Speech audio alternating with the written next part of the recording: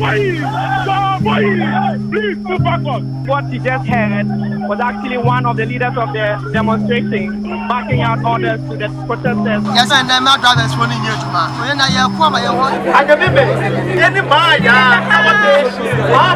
Oh my God, there's blood oozing out of the gentleman, and all you see is policemen pouring water on him. It's a situation that has degenerated. It's been utter chaos. We expect them to credit our accounts within these 48 hours that we are going to tarry here. We shouldn't have to come here at this age. Why? You have no heart? Are we not human beings too? That is why we need this constitution changed now. Patient at the Nkommo Wo Ho Teaching Hospital stranded following strike by doctors over alleged forceful ejection. You feel bad. Why are the police preventing the citizens from demonstrating? Beat me, kill me, but you will not stop me from speaking. Ghana will work again. The Ghana police is breaking the law and denying us our right of simple movement. If he didn't know how to fix the economy, why did he run for office? We want to see people prosecuted. We want to see money taken back. We want to see corruption dealt with in a clear way. We, the people, are the ones with the power. The more we complain, the more things will be done. Police have been arresting us all the time, so this is not news.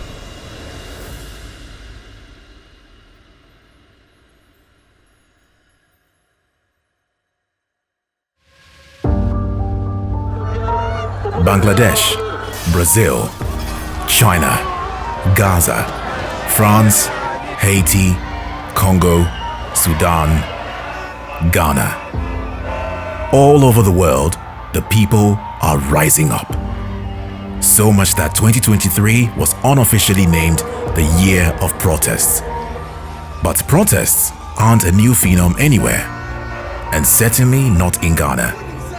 Protests have always been a way for the people to register their displeasure, snowball change, and raise awareness for important issues and let muffled voices be heard.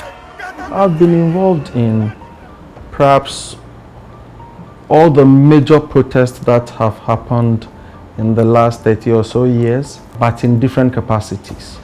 The ones that were organized by the National Union of Ghana Students against the PNDC rule, I was a key leader. One of the most unfortunate incidents was the protest that led to the shooting of our sister Vida Ofori and Veronica Dompre on the IPS campus, now UPSA. There have been all the time attempts by governments to make it difficult for people to demonstrate. They think they can buy loyalty by stopping demonstrations. It doesn't work. It has never worked that way for any government. But, you know, governments and politicians being who they are, they rarely learn lessons from the past. It's not because I hate you, but I have to tell you, things are not working. Why are we breathing all this dust? Why is the water not working? Why do our light bills keep going up? It's not about animosity, it's about facts. Is it true or not that these things are not happening? What are we doing about it?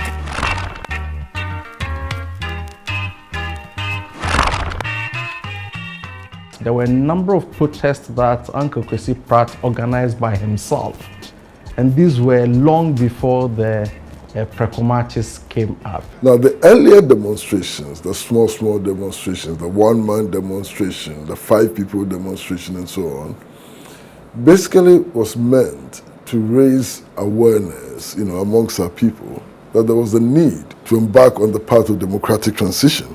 We had the Rawlings regime in power from 1982 all the way up to 1991. It was pursuing neoliberal policies which were not in the interest of our people. And these protests were meant to serve as a focal point of mobilization in order to aid the transition, to democratic governance. In the 1890s, when the British government wanted to take over ownership of the lands in this country, the chiefs, particularly along the coast, and the lawyers at the time, Mensa Saba and others, protested against that. And out of that was formed the Aborigines Rights Protection Society. Now, this protest was very significant in our history and for our independence. Of course, we will know our independence was won on the foundation of protest. So we have the 1948 disturbances where the veterans went to the World War, came back. The promises that were made them were not honored by the colonial authorities. So they embarked on several protests. Osajifo himself embarked on protests and was arrested, detained, and was released before independence and all that. Leaves James Fort Prison freed by the governor as an act of grace on the eve of the inauguration of the new constitution. So you could see that protests are designed not for people who are interested in being unlawful. It is actually a lawful activity to protest.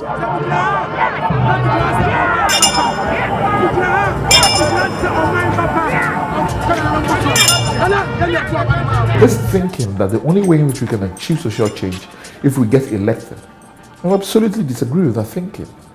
That we think that there's a lot more social role that can be played and a much more social progress that can happen if the entirety of society is much more engaged in the business of holding people to account. One of the ways in which law operates is that it tries to find a remedy for every problem you have. So for instance, if somebody slaps you, you go to the police to be able to seek some remedy in that sense. Or somebody breaches a contract, you go to the courts. The court gives you a particular remedy. But a protest is not a defined administrative remedy for any wrong you're suffering. But yet every democracy guarantees protest. Why? Because some of the most significant social advancement, the abolition of slavery, giving women the right to vote, independence, those things did not come about through administrative procedure. They came through protest. The first thing we need to know is that demonstration is a human right, and that is acknowledged, guaranteed, and protected by the 1992 Constitution. There is only one limitation that we have put on it, which is to notify the police for purposes of public order. But it's important to understand that leaders, national leaders, political leaders and all, always want to prevent protests. Always. And that trend continues. One of the machinations indeed was the introduction of the public order law, which I think is an affront to the 1992 Constitution. Now, the public order law says that for public events, you need to give the police 5 days notification. The route we are going to use for the protest, an estimate of the number of participants and so on and so on. But this kind of thing is used arbitrarily by the police to stop certain demonstrations. But when that happens, you can see that it is not the independent decision of the police. And when there's disagreement between the police and the organizers, the matter then goes to the High Court for a determination. So it's a balance. But when the balance is going to tip, it must always tip in favor of the stability of the nation. And I'm very careful in saying that, because sometimes the people in power will say for national stability. And no, it's not that. It's just for somebody's personal sense of peace. And there's one particular High Court judge who actually stated in a ruling that every demonstration is potentially violent, and therefore demonstrators need police permission to be able to demonstrate. I mean, this is a clear affront to the provisions of the 1992 Constitution. I can just hope and expect that every time any restriction on the exercise of rights comes before a court, the court has to look at the circumstances, the situation, the objective, and what is reasonable. Because in these rights matters, there's always a nuance, but the nuance has to be such that it does not stop protest.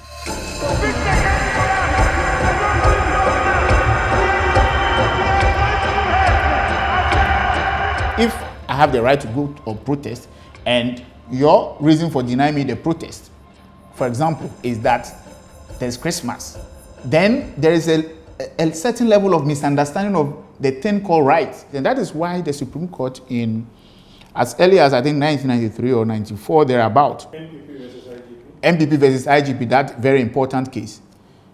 And the issue was simple.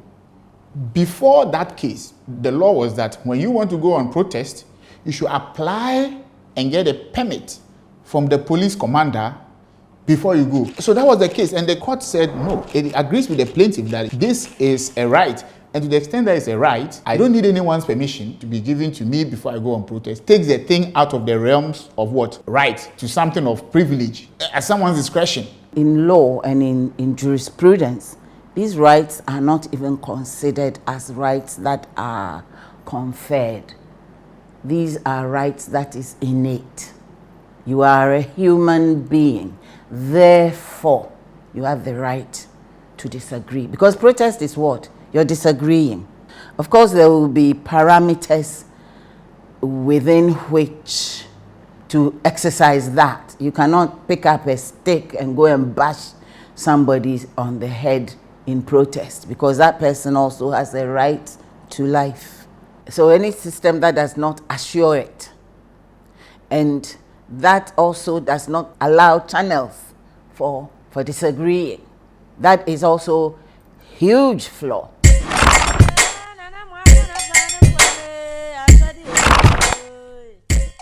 A patriot who often mobilized people and protests, particularly in the area of economic issues, was Nkommo Wo Ho. The newspapers at the time called him Boycott Hene. And one of these protests is what brought about the expression AWAM. AWAM stands for Association of West African Merchants. And so the boycott slogan was AWAM people are cheats. Boycott AWAM. So then AWAM, which originally is an acronym, became synonymous with Azan, cheating. So the 1930s, 1940s were times of our people, our elders protesting for their freedom.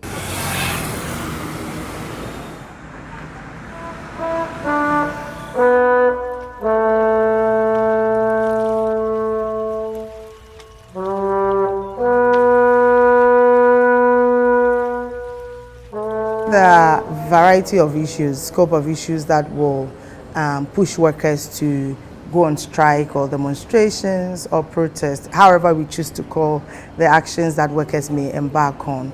But part of the discussion should also be centered around the fact that first, workers are citizens, and then they are workers. So issues that affect citizens generally will affect them as workers, and then issues relating to happenings in the labor market will also be something that will cause them to hit the street. Like, how much are we earning to pay electricity tariffs that are so high?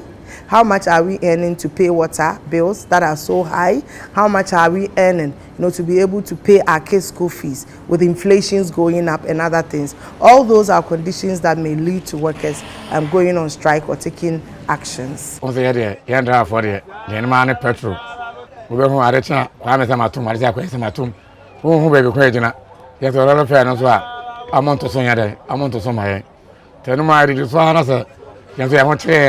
Na say bufu aba na say yakase yabeko demonstration ta asem ni nyina no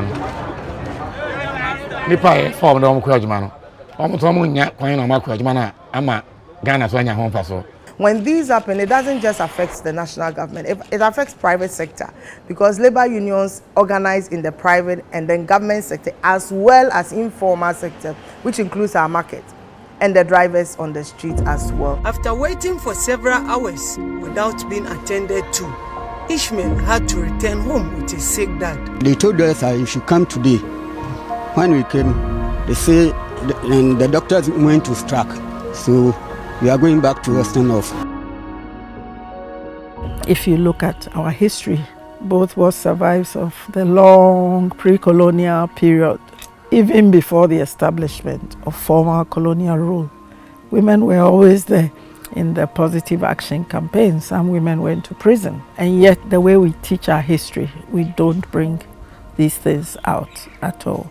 So women have always been there, they've been part of it, they have strategized. In the 90s, I participated in a protest by women seeking protection during a period when there was a serial killer. There was a lot of public sympathy. Now, of course, there was also a pushback from the regime, because one of the things that we were also highlighting was that clearly the state security couldn't be very good for these acts to be perpetrated on women. We had some demands. We wanted the IGP, the then IGP, sacked. Soon after, the IGP called me because I knew him, and now he was calling me, oh, my sister, you know, we don't have vehicles for patrol. Anyway, he was sacked. The police started cooperating with us, and when they had leads about who the possible murderer might be, they called us to brief us about it. When the perpetrator was arrested, the killing stopped.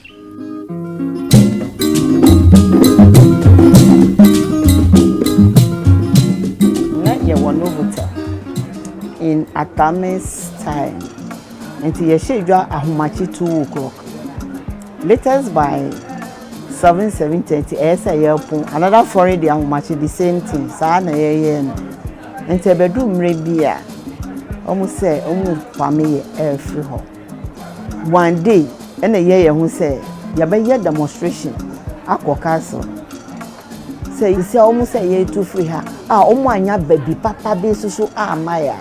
One of the traditional modes of protest is for a woman to take off her clothes. It's almost like seeing your mother's nakedness is the ultimate form of insult and curse. Like I say, you be naked. And I pay you for say demonstration. Naked. Yes, I beg a man. Sometimes they even turn around and make it worse when they are naked and they bear their bottom at you. That's the kind of worst insult. So if not because of the demonstration, who are these women here? We are nobody. Because of the demonstration, that is why they are allowed us to stay here.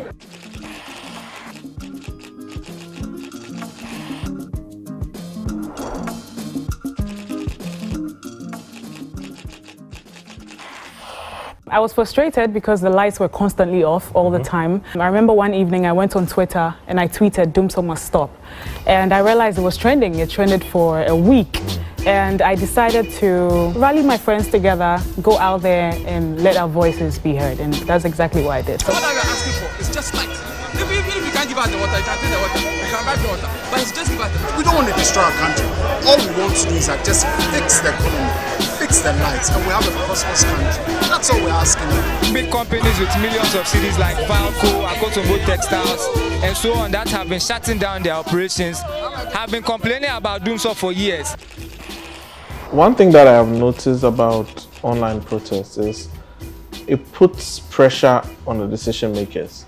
It might start off as just a couple of tweets or a couple of Instagram posts, but when it starts growing like wildfire and it starts getting viral, they have no option but to succumb to the pressure, because then now everyone is talking about it, all media houses are reporting it, and sometimes it sparks global interest. And at that point, as a decision maker or as a policy maker, you would have no option but to either listen to the people or take action to support what they are doing. The BBC came into the country to cover Occupy Jolobi protests, not because somebody sent a press invitation for them to come. They noticed the conversation online and they came to Ghana to cover the protest. And that is what social media has done and will be doing. So it's a beautiful game of chess. Depending on how you use social media, it could help make your country look good.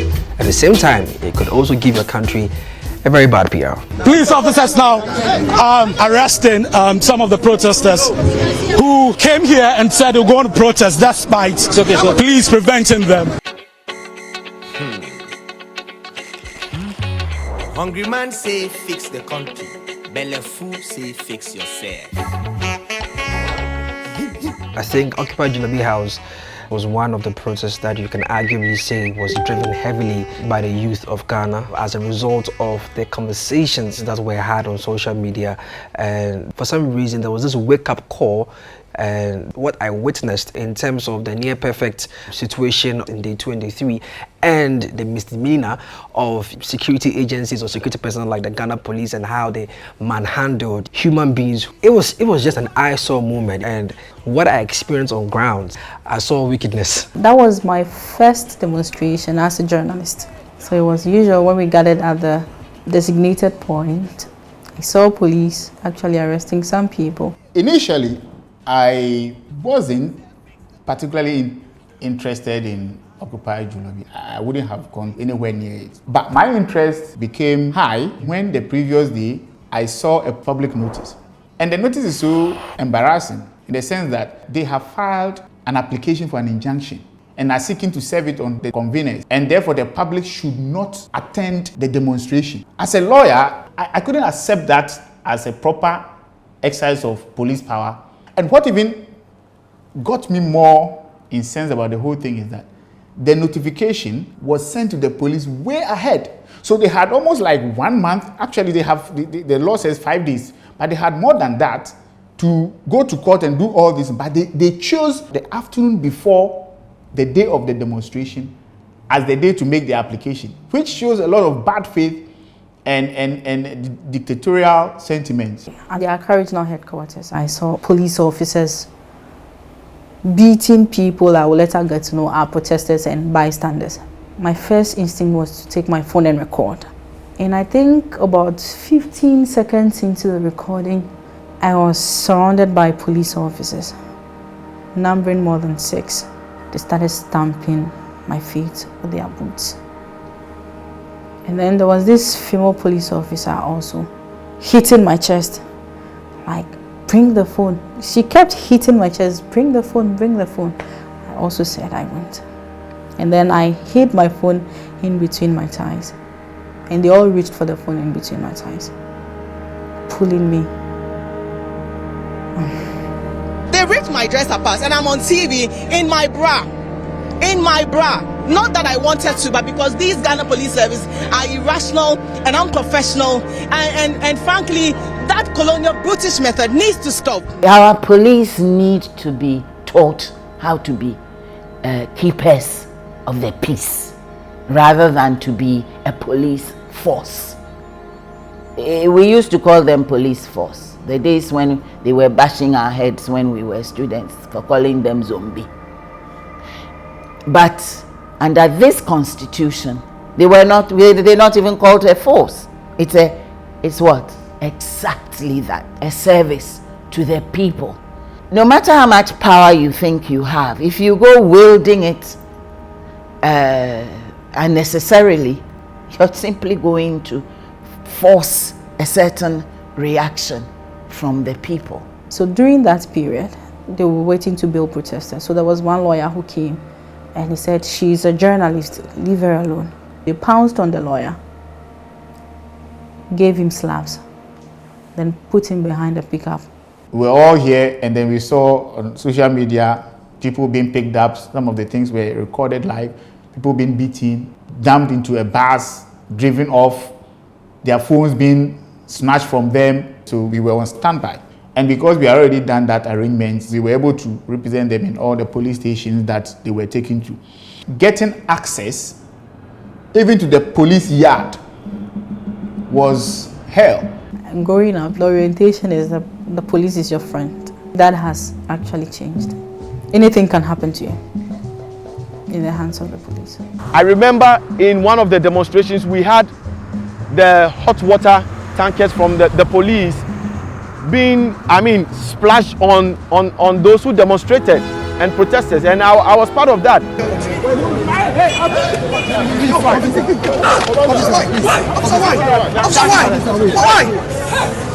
This is wrong. This is totally wrong. Individually, they are very, very fantastic, intelligent, well-meaning people. So until you have them one-on-one conversation, you would think that the police service is a monster. We should continue to remember those demonstrators are human beings like us, and therefore we should treat them with all the respect, the severity, and the dignity that each and every human being deserves. In effect, we should treat them the way we would have loved to be treated if we were on the other side. If anybody needs help, help the person. And do that with a sense of humility and humanity. After such a promising start, what a disappointing outcome. Another tear gas!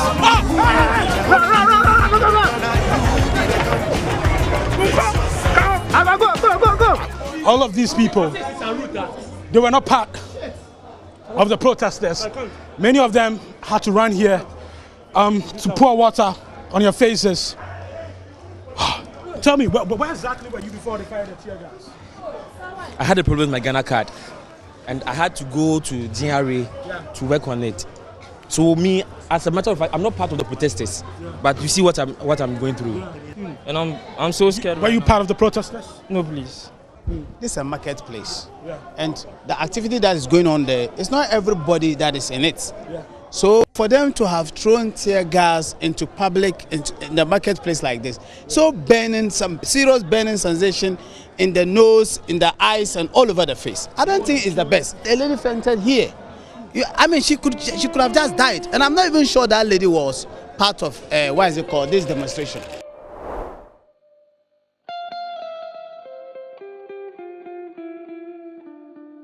Wanna shout people, respond, power.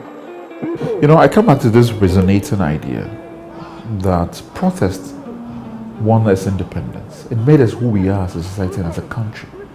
That we ought to be able to understand its political, socio-cultural value and its historical significance to us as a people and how we move forward.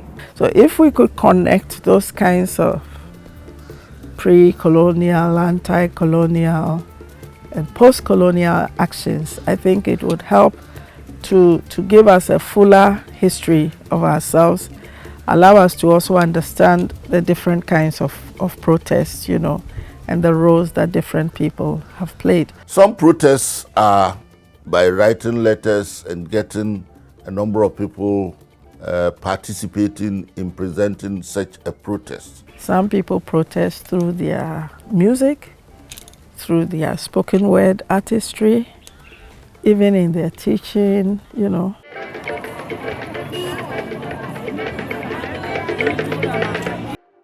Fellow Ghanaians, I come in peace, listen to me please. Any power, I go change everything is against. I just need to power for me. It's important to understand that one is all you need.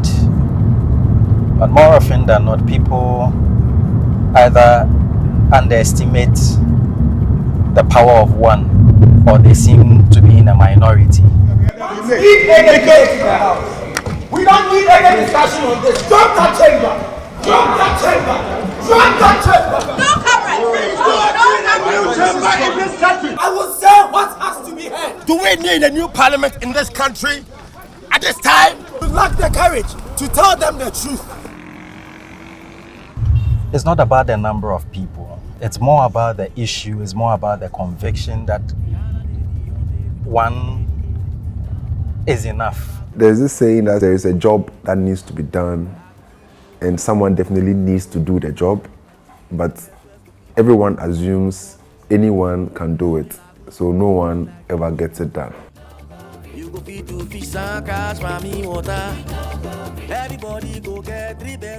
Somewhere around 2014, I began to feel in very direct ways the effects of some of the decisions that happen in Ghana's political space. For instance, I had started making work that spoke about society in maybe a different light already, but it had to become political graphic art because I've seen how actors in the political field, you know, have used art, sometimes I say against the people.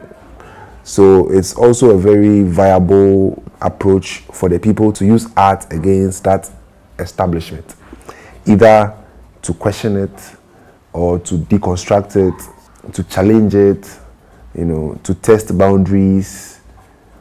There's so much art can do. like I said, there was a job that needed to be done and somebody had to do it. And I think that was the and maybe that someone became me.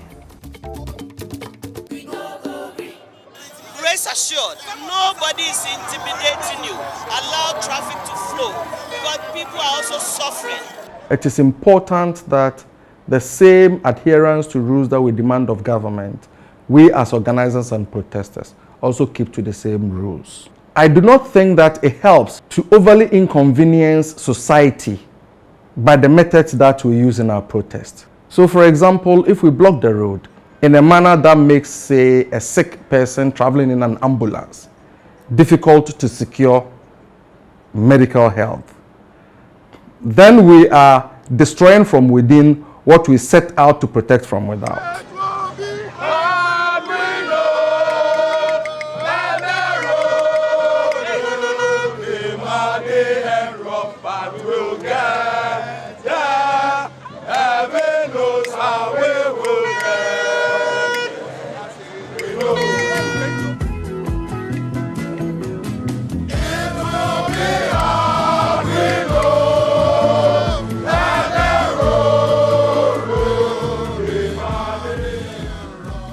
Nobody should ever think that the state or anybody in power is going to facilitate your protest, to force them to act in the ways that you believe is good for society. Because of democratization and the party politics, partisanship conflates public positioning on issues. And so it is either possible for a protest to be hijacked by the political opposition, or that a government can use partisanship as the excuse, and therefore when they are dealing with protesters, they tend to deal with them as if they are dealing with political opponents.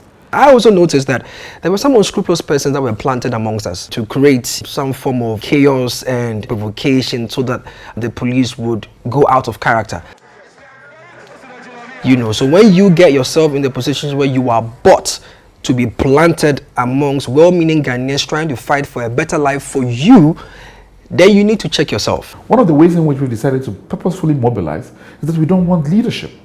And the reason why we don't want leadership is that if you look at past protests, those individuals that elect those protesters use that as a vehicle to project themselves into the status quo politics. But the absence of leadership does not mean the absence of structure. We have marshals that we are trained, that were reflectors, that police for us the protests, that ensure that the interaction between police and protesters do not happen. They are marching towards the Jubilee House, and it looks like there has been a standoff between them and the police. In 1995, when we organized the Kumipreku demonstration, people died. They were killed. They were shot and killed by agents of the government then. Now, one of those who died was Ahunu Honga, a student, a young student. Now today, I'm just imagining a situation where the family of Ahunu Honga is observing what is happening in our country today and realizes that some of the people who organized that demonstration are in government and are doing exactly what Ahunu Honga and others lost their lives, for. I mean, it's incredible. And I don't see how our politicians manage to walk about with their conscience intact.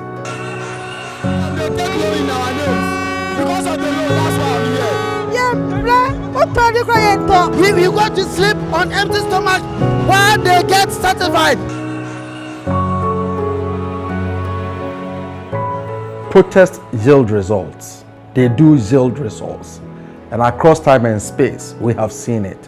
Whether you are talking about the Million Man March by Martin Luther King or the recent protests that the young people are organizing. If it had no impact, the state would ignore it.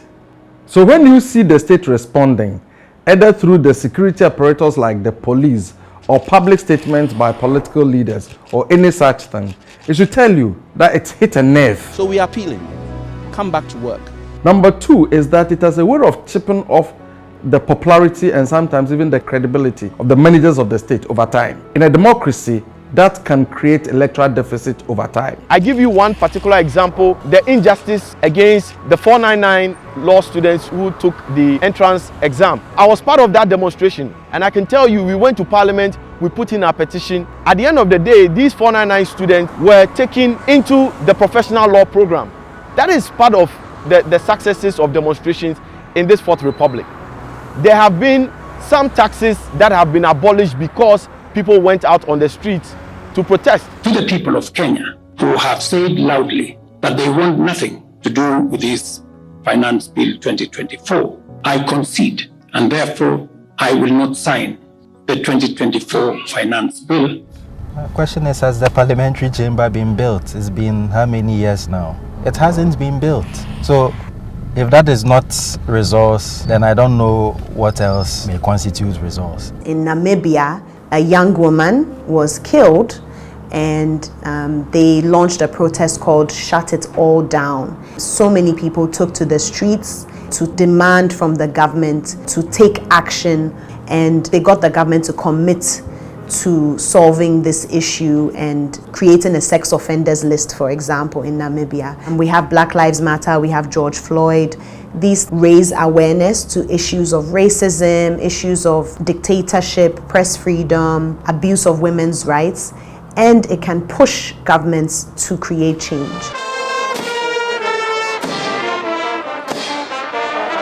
Do so we see change. Protest is inalienable to humans. It's part of our DNA. And so to criminalize protest is to criminalize our being. It takes away the cynicism, oh, nothing is going to change, you know, because if people don't protest, if they feel that they do not have that right or that nothing can change, this is really an incitement to violence. Free expression is important for those who rule us and those who take decisions about our now and our future to know what people really feel and think. Would you rather have a civil war than have people marching with their feet on the streets? In fact, history is a constant reminder that the people, the masses will always win, no matter how long it takes. So anyone who is suppressing protests is indirectly calling for something more harmful or more disruptive than protest. And we believe sincerely that our protest is keeping this democracy alive.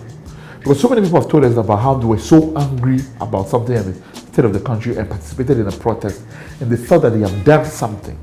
The more willingness to engage in a democratic process, whether attending a protest or donating to protest movements, those initiatives of mobilizing citizens towards delivering social and public goods, that evolve out of a protest culture naturally. And so protecting the protest is the collective and individual mandate of all. Meanwhile, Amnesty International Ghana has condemned recent violence and killings of protesters in Sudan. Protect the Protest is actually a global campaign that Amnesty International launched because there's been a huge increase in protests across the world, and we all know the right to protest across the world is under threat. So it was very important that we launch a campaign on this so that we find out how to protect protesters and to what extent can security forces also protect protesters. People need to understand the human rights violations during a protest. Are we committing human rights violations during protests? Are people's rights being taken away from them? So we will train our staff, first of all, to see how best to observe protests when they do happen in Ghana. We're also going to train persons who are likely to have protests. And then we'll also engage with the security agencies. That's also very important because we want to know, is Ghana following the international standards for peaceful assembly? So this is something we're really going to engage and ensure that the police are not abusing protesters, but protecting them as they should be.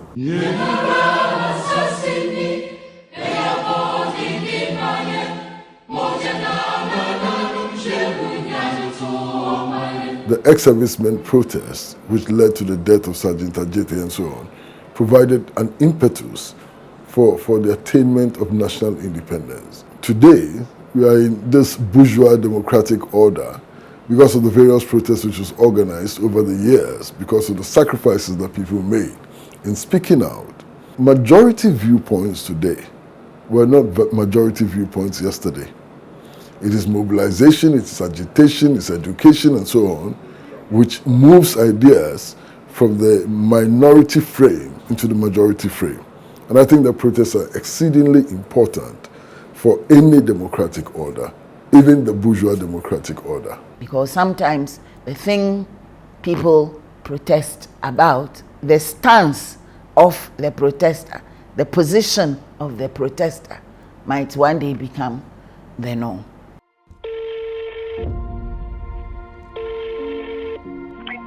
Good afternoon.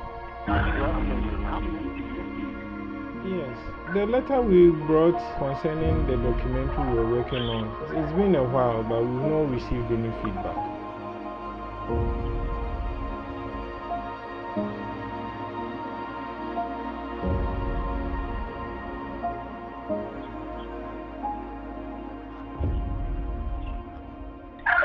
Okay, sir. Thank you.